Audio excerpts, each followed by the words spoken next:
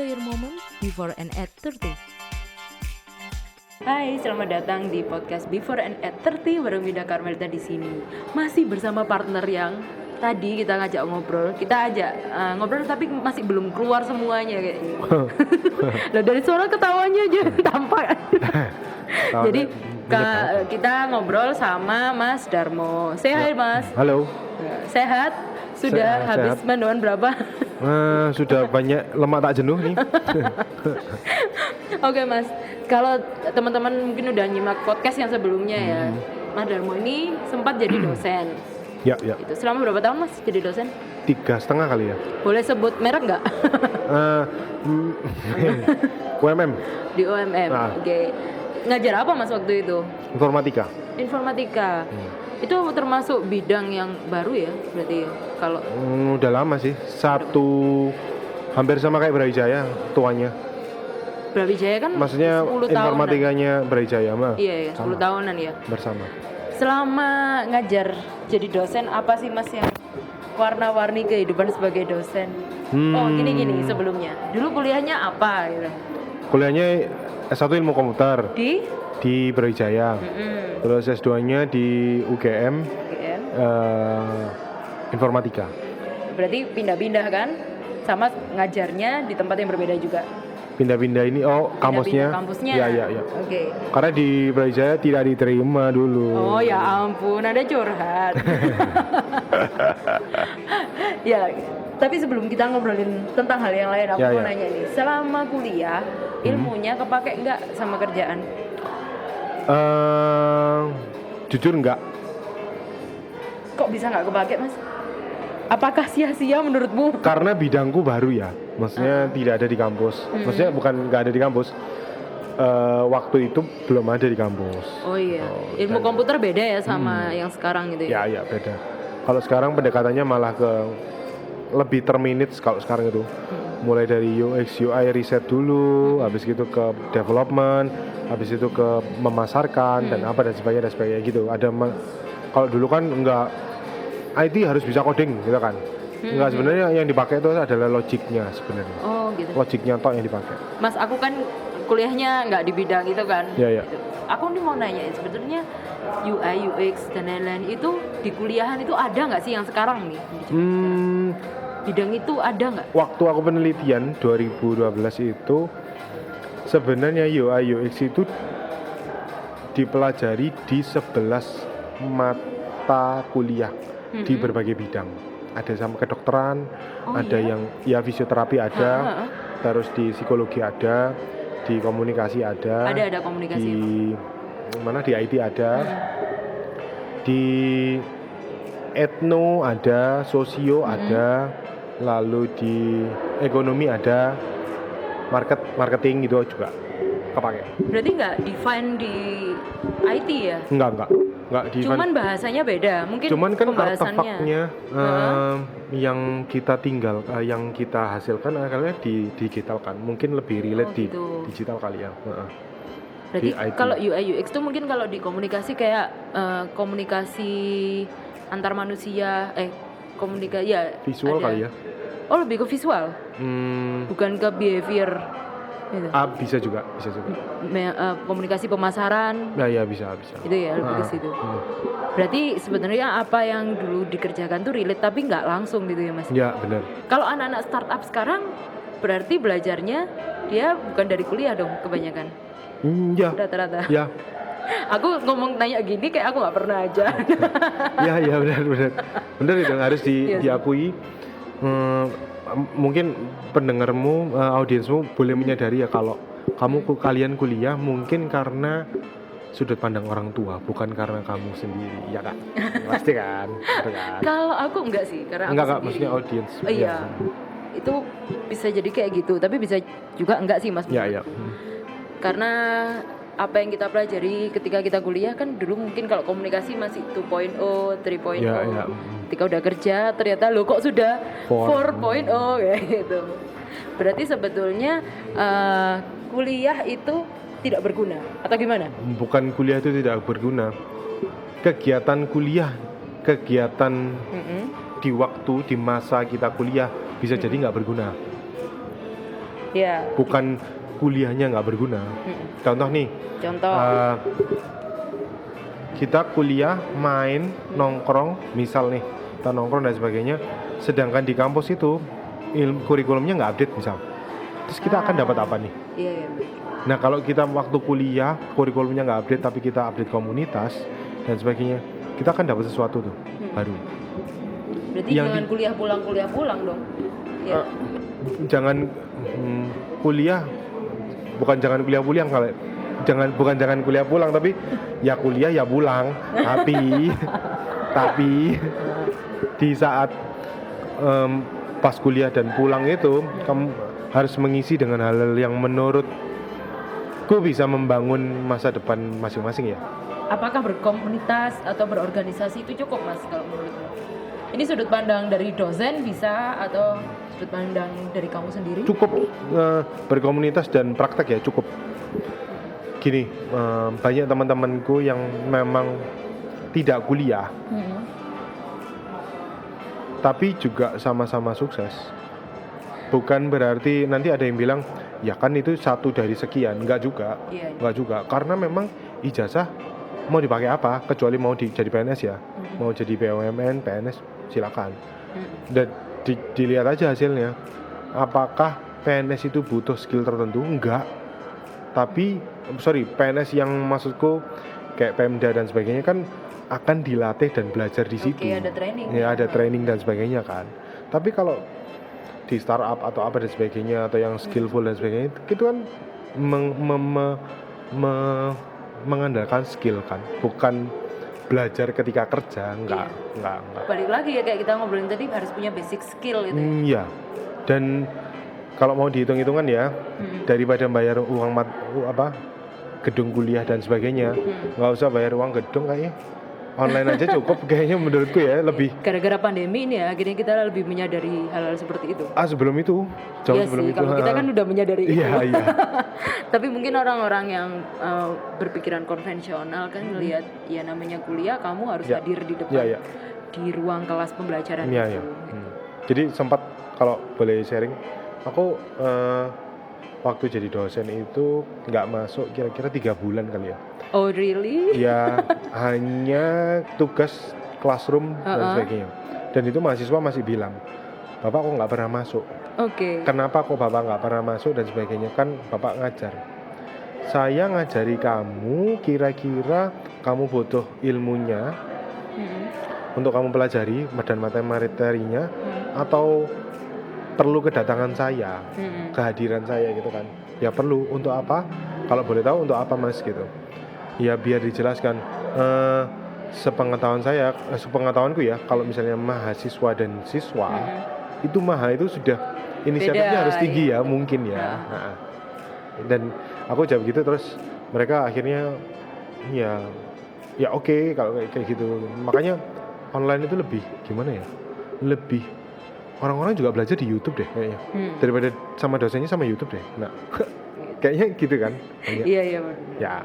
Tapi itu kan yang bisa kita terapkan di masa sekarang ya, pembelajaran masa sekarang. Kalau dulu mungkin di masa-masa kita kan internetnya udah ada, tapi nggak secanggih sekarang. Platformnya dulu nggak ada Zoom, adanya Skype pun macet-macet Pak. Ya benar sih. Ya, jadi emang kalau aku boleh sharing juga ya, selama aku kuliah di komunikasi, mata kuliah yang aku pelajari itu banyak yang nggak relate.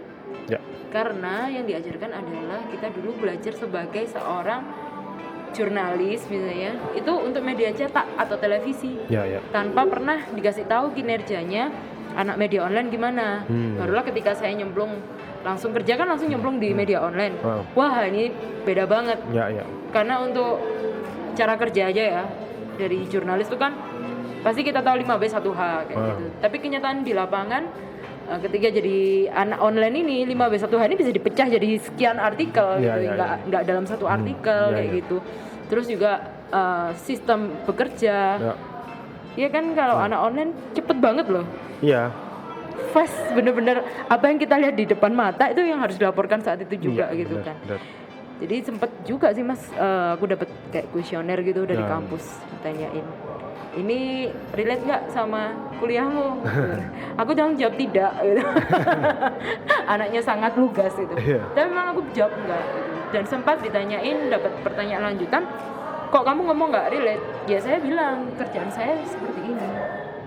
Saya banyak belajarnya praktek. Kebetulan emang di tempat saya nggak ada training yang kayak gimana gitu. Tapi emang kita kan basicnya nulis artikel. Ya. Nulis bukan menerjemahkan ya gitu. Karena beda. Mungkin kalau dari sisi aku yang pernah di akademis, yang nggak pas itu sekarang adalah kurikulum yang masih berbasis IPK itu. Oh. Jadi kan kamu merasa nggak relate kan? Bukan nggak relate semuanya kan? Enggak, Pasti ada enggak. satu dua kan? Ada relate juga relate kok sebenarnya. Nah, kayak aku di komunikasi manajemen makanya pemasaran tuh. tugasnya mahasiswa itu untuk mempelajari semua. Tapi gimana masalahnya kalau misal nih, aku sempat ngalamin ya. Karena aku punya skripsi dulu tentang cyberbullying di Twitter. Sementara yang ngerti tentang pemakaian Twitter itu cuma 1-2 dosen. Ya. Padahal kan aku tidak bisa memilih siapa dosen pengujiku, dosen Ya. pembina, pembimbing, itu aku nggak bisa Ya. milih gitu kan. Ketika kita dibilang kita harus explore, kita harus belajar, tapi kita berhadapan dengan dosen yang mungkin tidak secepat kita, Ya. gitu. Tidak setahu kita dan kalau ada sekarang bilangnya seterjun itu loh, gitu. Nah, Di lapangannya. sebenarnya ada dua sisi ya. Dosen yang nggak update karena memang lingkungannya disibukkan dengan administratif. Ini boleh percaya apa enggak? Dosen itu sangat sibuk dengan administratif. Administratif nih kayak ini. Rapat. Oh, oke. Penelitian. Penelitian bukan administratif ya, itu tuntutan karir ya. Lalu rapat, terus harus ada acara ini, diundang misalnya rektor atau apa itu harus datang gitu tuh kayaknya nggak perlu yang sebegitunya gitu loh. Padahal di lapangan harusnya kampus kan jadi jembatan untuk biar bisa bekerja kan. Itu kan harusnya dia update di lapangan harus gimana kan. Iya. Nah itu kalah sama itu. Yang pertama itu. Yang kedua ya dosennya kan nggak update karena hal-hal administratif dan sebagainya. Yang kedua adalah cara menjelaskan mahasiswa. Dosen itu akan terbuka lebar ketika dia misalnya dia nggak bisa menggunakan Twitter. Ya bisa aja kita yang belajar menjelaskan. Twitter itu gunanya begini loh Pak. Jadi bukan semata-mata hanya kesalahan dosen. Kadang-kadang mahasiswa itu merasa kamu nggak terjun, aku yang terjun. Jadi aku lebih tahu, nggak gitu.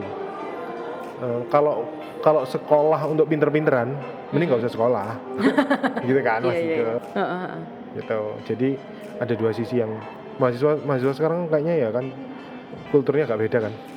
Berani sama dosen gini-gini. Kalau kita dulu kan agak takut. Iya. Ya sempat gitulah, aku juga merasakan. Sempat ngerasain. Ya, aku pernah mau mukul mahasiswa karena itu. Wah, gimana itu mas? Ini, iya. Oke, waktu itu ada mahasiswa yang nyontek, ketahuan nyontek, dan temanku dosen juga tahu, disamperin, lembar jawaban diambil. Dia nggak terima, lembar soal disobek di depan mukanya temanku yang dosen itu juga. Dan aku merasa kok mahasiswa gini ya.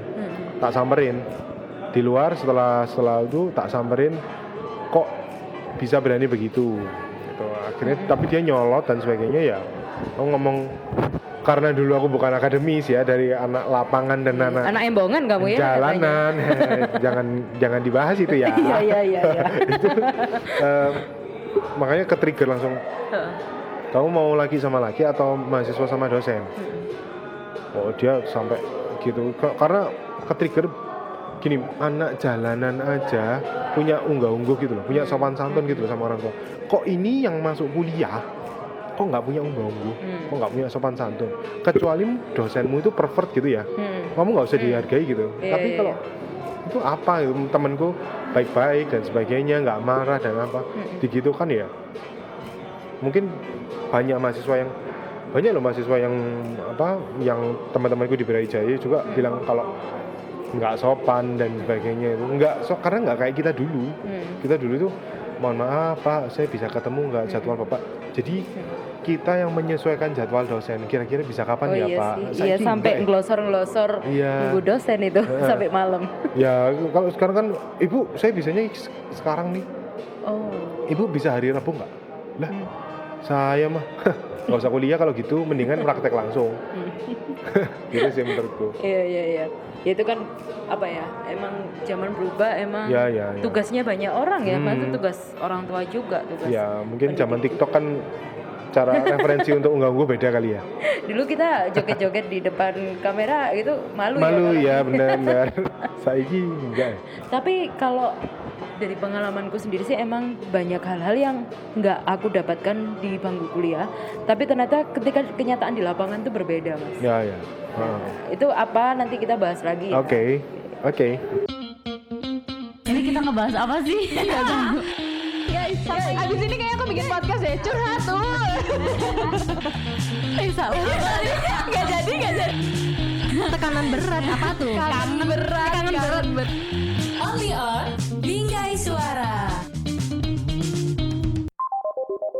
Karena poin ini sebenarnya poin-poin kecil yang kadang-kadang orang nggak memperhatikan gitu. Komunikasi dengan orang lain dan kita punya misi bersama.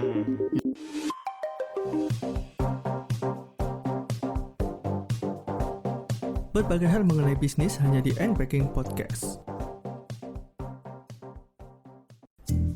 Ngerasa gak sih umur 20-an itu struggle banget? Ngerasa gak sih jelang umur 3 bulan itu rasanya kita semua tiba-tiba dibaksa jadi dewasa? Dengerin podcast Before and at 30 bareng saya Winda Carmelita. And enjoy your moment before and at 30.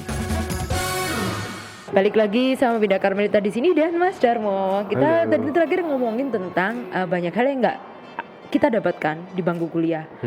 Kalau dari aku sih ngerasanya di lapangan itu kaget banget, Mas. Ya. Ketika hal pertama sepele banget. Ketika aku harus ngirim lamaran pekerjaan. Karena aku nggak pernah ada basic Ya. di tahu pun nggak gitu loh tentang apa sih yang seharusnya aku lakukan di ketika aku ngirim lamaran kerja, ketika aku interview kerja, gitu. Terus juga hal-hal seperti basic-basic jadi employee itu kita kan semua nggak tahu kan gitu. Nah itu entah sih benar atau enggak. Kalau menurutku sebaiknya di kampus juga disisipkan tentang itu, entah di mata kuliah apa gitu. Karena emang tuntutan sekarang kan ngelihatnya juga banyak HRD yang kayak komplain tentang hal-hal seperti itu gitu loh. Sebenarnya boleh juga sih, cuman balik lagi ya, mahasiswa mahal. Jadi kalau memang pengajuan magang atau PKL itu kan juga bisa pakai kurikulum vitae dan portofolio kan. Itu sudah termasuk latihan untuk lapangan kan ya. Tapi banyak yang bukan training sih. Kita pembekalan itu tuh juga nggak maksimal gitu loh. Ya. Karena ya itu tadi di lapangan di mana di area kampus juga dosennya juga yang orang zaman. Oke, iya ya kan? sih emang. Berarti Gitu. tugas dosen itu double ya? Double sebenarnya. Atau lebih baik dia merangkul industri untuk masuk ke kampus. Silakan nanti menjadi dosen tamu atau apa yang kira-kira bisa membekali mahasiswa untuk siap mencari pekerjaan atau skill dan sebagainya. Ya. Kalau aku yang tahu di BINUS kayaknya, di BINUS Malang beberapa BINUS kali kayak gandeng praktisi benar-benar dari industri gitu. Karena emang jauh berbeda ya ketika kita dengerin dosen cerita, mungkin kan ada beberapa tipikal dosen setahu saya sih ya, ini no offense ya. Ada dosen yang dia lulus S1 langsung S2, nggak pernah ngicipin kerja, langsung jadi dosen. Ada dosen yang S1 dia kerja dulu, terus baru S2. Ya juga. Cuman ada juga kok dosen yang S1 dan S2 lalu tapi dia bisa memberikan arahan yang oke juga ada sih.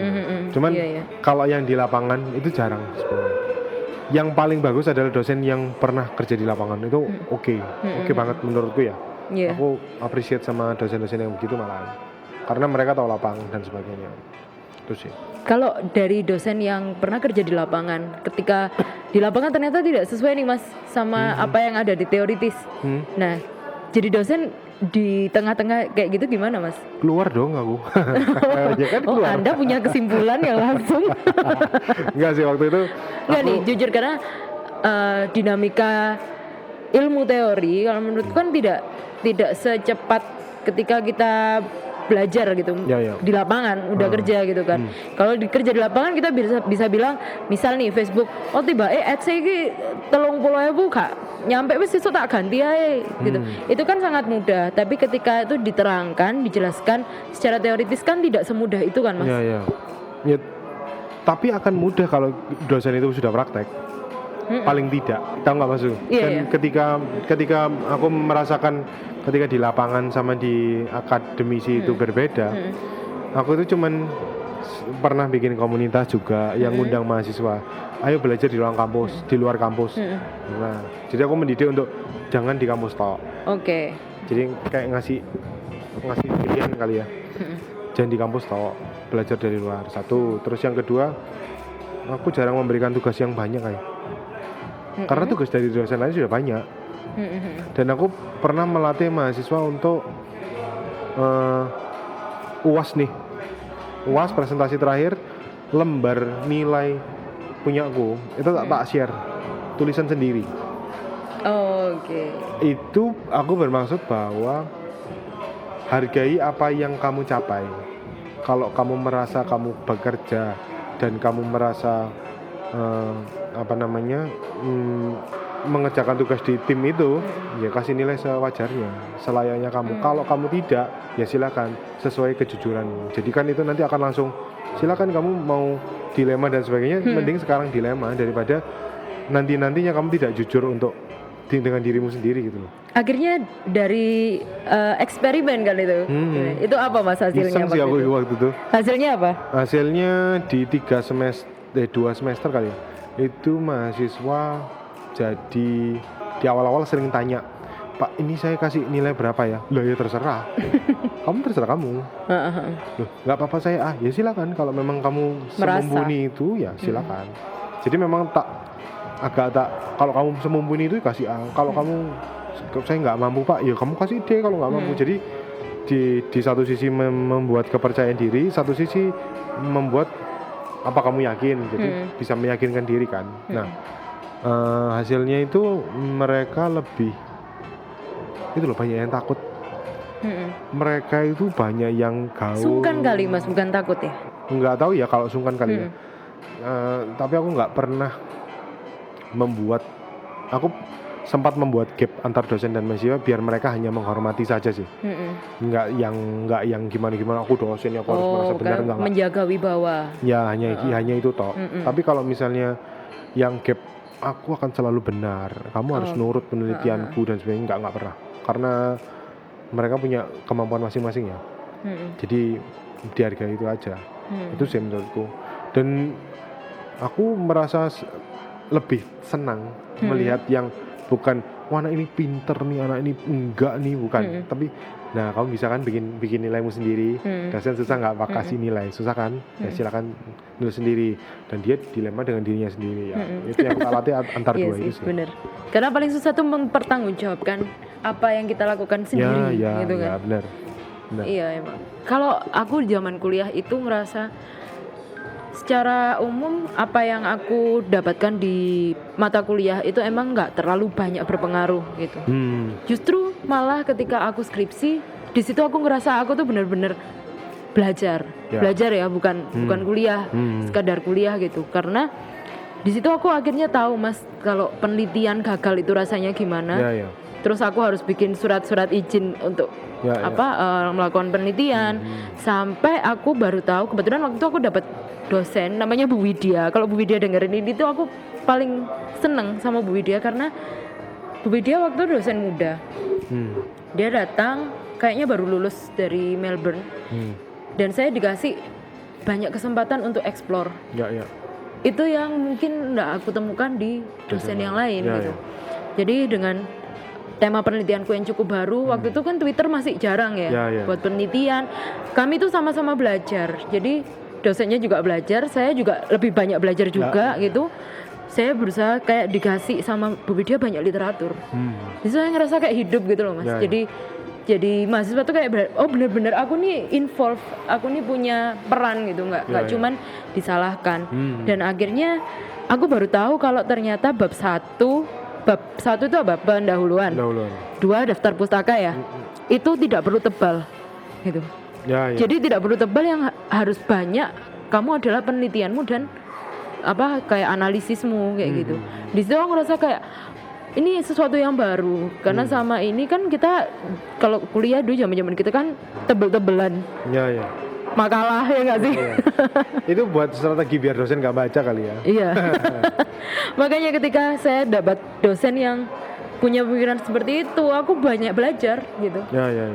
Di situ asiknya sih waktu ujian, aku nggak ujian kayak pakai PowerPoint loh, pakai Prezi waktu itu. Ya, Prezi. Jadi emang aku dikasih tahu untuk tidak perlu menjabarkan bab 1, 2 kayak aku presentasi zaman-zaman ya kuliah awal gitu. Jadi kamu ceritakan apa yang kamu alami, penelitianmu gagal ceritakan kayak gitu. Dan itu sesuatu yang akhirnya aku bawa terus ke aku kerja, ngaruh. Ya. Karena aku menguasai bidangnya, jadi aku bisa cerita gitu sih. Berarti kan yang penting adalah kontekstual kita waktu kuliah kan, bukan kontennya kan. Bukan Ya. benar-benar.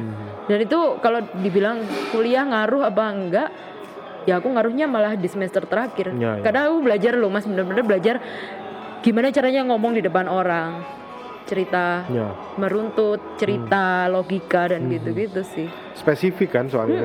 Karena skripsi itu spesifik lah. Waktu kita semester 1 sampai terakhir kan belajar ini PK harus gini, Iya, ini PK banyak banget yang harus dipelajari. Ya. Dan itu yang aneh adalah aku merasa bahwa aku suka belajar. Aneh ya, nyebelin ya, kayak mau di Ayunda aku suka belajar. Wowmu. Tapi emang bener-bener kayak mengubah banyak hal. Cuman dari pengalaman seperti itu, dan waktu itu aku mikir kenapa ya kok aku nggak dari awal-awal aja aku tahu yang seperti itu gitu. Ya emang ini kok agak apa ya? Kalau dibilang kampus berguna atau tidak, menurutku kegiatan waktu menjadi mahasiswa itu yang berguna. Tapi kalau kampus, sorry to say ya, out of date.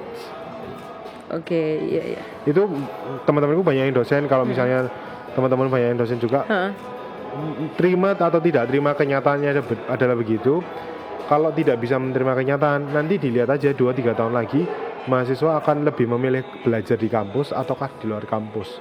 Dan kalau sudah banyak memilih mahasiswa yang belajar di luar kampus dan langsung praktek, kampus akan membuat program-program baru. Contoh nih, program yang menurutku terlalu aneh adalah kampus entrepreneur. Gimana itu Mas? Nah gini, ada dosen yang tidak pernah berbisnis, walaupun gagal ataupun sukses, nggak pernah. Terus ngajari how to be an entrepreneur. Oh, kewirausahaan itu ya? Ya. Gimana ceritanya? Kayak misalnya aku ngajari orang untuk masak nasi goreng, tapi aku nggak bisa. Apa jadinya? Iyalah, nggak pernah terjun. Nah itu satu. Yang kedua, entrepreneur di kampus ini untuk apa? Apakah dia bisa berpikir untuk menjadi pengusaha? Kalau pengusaha itu setauku sih praktek ya, enggak yang diajarkan. Iya, teorinya itu banyak yang enggak selalu applicable. Ya, benar. Dan ranah pendidikan adalah menyiapkan mental untuk bekerja, mencari pekerjaan dan menekuni satu bidang, bukan usaha. Iya, setuju itu. Jadi kayak dipersiapkan untuk kerja ikut orang lain, bukan untuk kerja sendiri. Ya, mungkin kalau ikut orang lain kayak kesannya jadi jelek ya? Enggak. Bukan maksudnya. Aja. Iya. Maksudnya tidak pernah dipersiapkan dengan, kalau aku merasa ya, kebanggaan ketika bisa kerja sendiri gitu. Iya. Gimana? Kebanggaan, karena rata-rata juga. Contoh nih Mas, kita habis lulus, teman pasti akan tanya kan, kamu ngelamar di mana? Gitu. Kamu ngelamar di mana? Bukan kamu ngerjain apa? Ya nggak sih? Rata-rata kebanyakan ngelamar di mana? Terus, sorry nih teman-teman ya, tapi banyak mindset ketika waktu itu aku ambil kerja di media online itu dibandingkan dengan BUMN gitu. Oh. Dan itu cukup lama sih aku bukan menderita mindset ya, tapi sampai beberapa tahun masih banyak teman yang akhirnya coba kamu daftar ke sini padahal udah posisi pekerjaan aku sudah nyaman di situ gitu. Ya sebenarnya kalau misalnya mau ditanyai kerja di mana atau apa, sebenarnya aku sih nggak masalah, cuman ada program entrepreneur di kampus ini kalau yang mengajarkan adalah orang-orang yang sudah pernah berusaha berbisnis, itu lebih relate dan cara berpikir mindset entrepreneur kan nggak yang kuliah gitu kan, yang praktek kan, nggak ada ceritanya. Oke. Nggak ada cerita yang mahasiswa entrepreneur itu diajari dulu kan, apa ya, kayak aneh gitu loh. Apakah pendidikan yang akan dijual? Apakah entrepreneur itu harusnya dicoba kok diajarkan secara langsung? Kan harusnya skill-skill tertentu biar dia bisa menjual diri ke orang, bukan teorinya yang diajarkan. Menurutku sih, karena agak susah juga waktu jadi entrepreneur.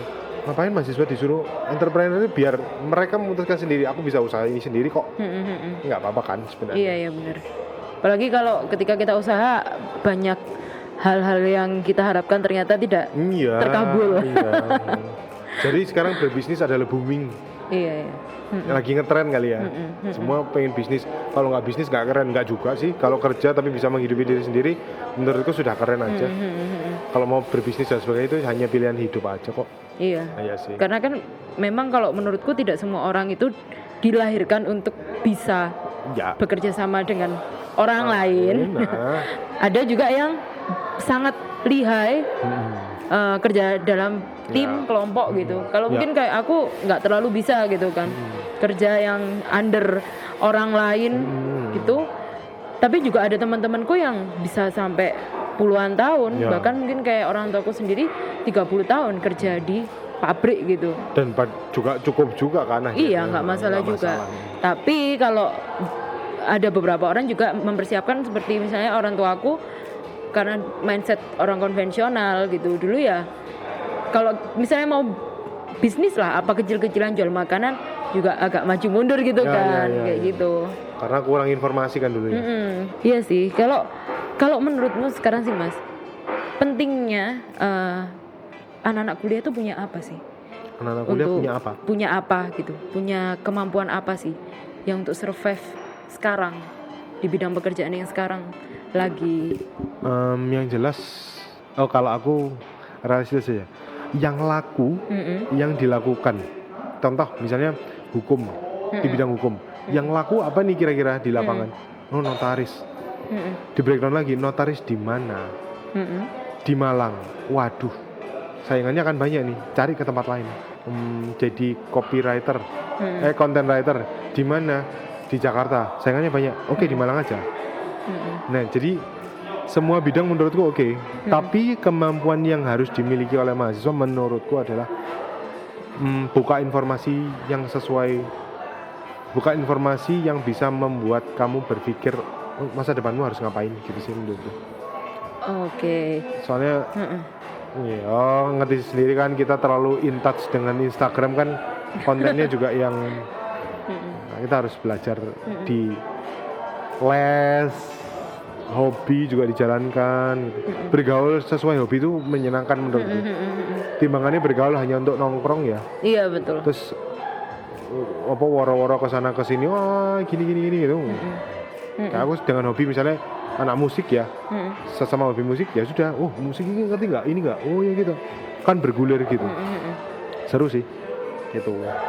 Kalau aku sih yang aku rasakan ya waktu itu ketika aku kuliahnya seperti itu dan sekarang kerja sendiri, jadi bos atas diri sendiri. Tapi tetap kan kita nggak bisa lepas dari orang lain ya. Maksudnya tidak 100% ikut orang lain. Itu tuh kalau aku ngerasa networking sih yang kebangun dari zaman kuliah. Oh iya paham. Networking tuh dari kalau orang mungkin ada yang bilang, iya kan kamu dulu pernah kerja di media online gini-gini, itu banyak temennya. Enggak sih, sebetulnya juga dari kuliah gitu. Ngebuka banget networking itu. Pintu-pintu yang dulu aku sempat khawatir karena setelah resign dari pekerjaan tetap, ini aku kerja apa ya, makan apa, kita kan pernah curhat-curhat tadi, aku makan apa ini mas gitu, aku stres itu. Tapi ternyata kata orang juga benar ya, networkingmu akan membukakan jalan gitu. Aku dapat beberapa pekerjaan juga dari teman-teman sekolah, teman-teman kuliah yang mungkin dulu jarang ngobrol, tapi kami masih berteman baik misalnya kayak gitu. Itu kebangun banget sih dan itu ngebantu banget. Ya networking makanya kan bergaul sesuai hobi kan menurutku networkingnya kan akan kemana-mana. Banyak banget ya caranya kita untuk mengembangkan networking kan. Terus juga kalau aku sih ngerasanya kemauan buat belajar sendiri sih. Ya itu tadi di luar kampus kan. Karena banyak hal yang kalau cuman bergantung pada nilai IPK juga. Ketika masuk di pekerjaanku yang di media online, aku nggak pernah ditanya IPK aku berapa. Ya benar. Aku nggak pernah ditanya ijazah apa. Kayaknya dulu kayaknya nggak pernah kirim ijazah deh aku waktu itu. Ini kan kita ngomongin pekerjaan, ranah pekerjaan yang mungkin di dunia kreatif ya, yang tidak terlalu formal gitu. Bahwa sebetulnya punya ijazah penting, kuliah penting, punya ijazah penting, sekolah itu penting gitu. Tapi tidak hanya itu gitu loh. Benar. Karena ilmu nggak hanya di kampus atau di pendidikan kan, ilmu di orang tua juga ada, di teman juga ada. Ya makanya itu ada yang namanya sekolah kehidupan ya mas. Ya benar. Oke, thank you Mas Darmo udah ngobrol-ngobrolnya buat hari ini. Semoga teman-teman yang di sini yang menuju ke step-step berikutnya di hidupnya bakal tercerahkan. Amin. Silakan diambil yang baik-baik, yang buruk-buruk jangan. Ambil aja kalau yang buruk. Kenapa? Ambil aja. Oh, aku yang suruh ngambil ya. Makasih ya Mas. Oke. See you di podcast selanjutnya.